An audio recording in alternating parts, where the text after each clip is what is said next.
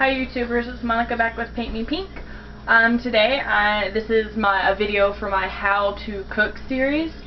So today I'm going to show you guys how I make my French toast. So I use Texas toast. Sorry, the lighting's kind of bad. But anyways, I use Texas toast to make my French toast. So pretty much what I do is got my whole setup going on here. Anyway, so like I said, I use the Wonder Texas Toast. It's upside down, but you can read that. Anyway, so I just like it because it's thicker, and I think it just, I don't know, it's more filling, and you don't have to cook as many of those little bitty pieces of bread to be full. So anyways, I've already cracked my eggs in these bowls because I've already made them some because they just couldn't wait. Anyways, so pretty much how many pieces of toast, judging on how many people you're going to feed, is how many eggs you're going to use. So I've made 3 already, and I'm about to make about 3 more. So you'll probably need about 4 or 5 eggs. So you crack them in a bowl. This is really hard to do with my left hand. And then you put about, I like to put a tablespoon of milk in there. And then you kind of add the cinnamon to your liking. Depends on if you really like cinnamon or you don't. I like to use ground cinnamon, and then a trick just to make it, even though it is homemade, just to make it taste even more homemade, I like to add a teaspoon of vanilla extract. Get all the cinnamon around the edges there. My pan back on the heat, and then for this size pan, which is just a Hamilton Beach 12-inch non-stick skillet, it'll hold 3 of the big pieces of Texas toast.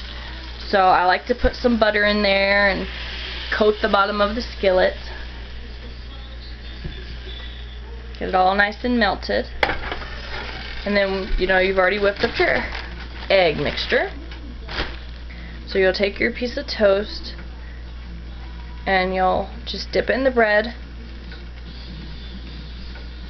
and then very quickly drag it over to your skillet and lay it in there.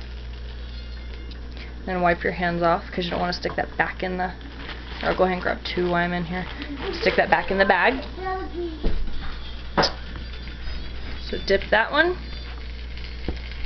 Dip it again, and then take it out, stick it in there, and then take the next piece, do the same thing, and make sure, guys, I'm sure everyone knows, but just in case, make sure you guys wash your hands. For one, it's just good to wash your hands, just to wash them. For 2, just because you don't want to spread germs and all that yucky stuff. So anyways, after you have it in there, you can kind of move it around a little bit. And it doesn't take, watch your milk, son. Watch your milk. Anyways, it doesn't take very long. And when I first started making French toast, I got kind of, I don't know, it was questionable because I saw kind of this egg mixture on the outside. And I was like, oh my gosh, what happened to my toast? But it's fine, that's what happens. It's kind of like just frying an egg on a piece of toast. But better, it's even more yummy. You just flip them over after you've had them in there for a minute or so, and you can see how it's already starting to brown. Anyway, so if a piece of toast, if you're a real big cinnamon lover and there's a piece that, say for this one, that doesn't have a lot of cinnamon on it, you can always take the cinnamon, which I have up here in the cabinet, as you can see, it's just ground cinnamon. You can always take some of that and throw a little bit on there so it's still very cinnamon-y. That's not even a word, but I'm going to make it a word. So anyways, you kind of just want to keep, hard to hold a camera and cook. Keep flipping it and stuff like that, and just getting it really nice and brown on the outside. This one's coming out very nice. I just stabbed it, but my kids are gonna eat it, not a big deal. And I know if you guys, here, I'll show you my face for a few minutes. I know if you guys are like me and you like to watch cooking shows, don't get discouraged about how pretty their food looks, because some of the best food can look really bad. Like some of the best cakes I have made have fell apart and, I mean, stuck to the pan, but they were so good. So don't get discouraged about if your food doesn't look the way that it, like the way that they show it to look in a magazine or on TV or something like that, because you gotta remember, they have people behind the scenes setting that up and have probably cooked 10 turkeys just to get the perfect coloring on the turkey for a picture.